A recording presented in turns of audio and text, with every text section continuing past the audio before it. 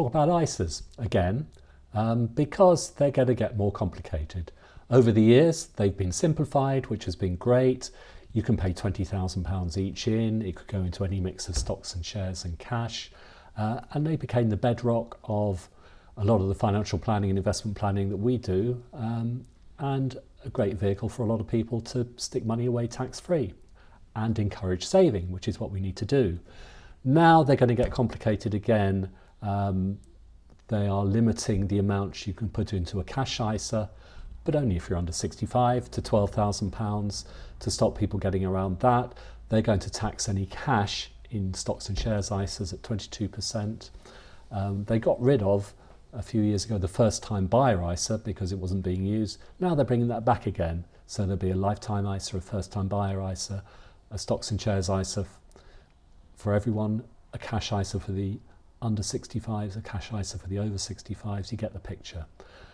Why is that a bad idea? Because first of all, if things are more complicated, then people, particularly unadvised people, and they're the ones who need to save more, will just think, why bother? I don't understand all of this.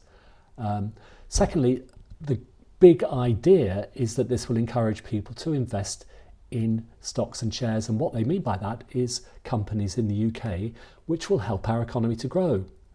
That won't happen because most of the money will still go abroad or into indexed funds, cheap indexed funds.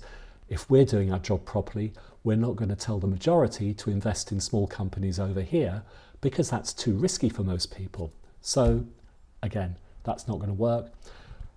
ISAs, lifetime ISAs and first time buyer ISAs, reality is a huge percentage of the money that goes into that comes from the good old bank of mum and dad, and most younger people getting on the housing ladder, well, that's the way they're doing it because they're not earning enough and house prices are too high, and you can't square that circle by tiddling around with ISA savings, bringing in gimmicks which make people think you're doing something about it when you're not. My advice to Rachel and her soon to arrive successor, keep it simple, stupid.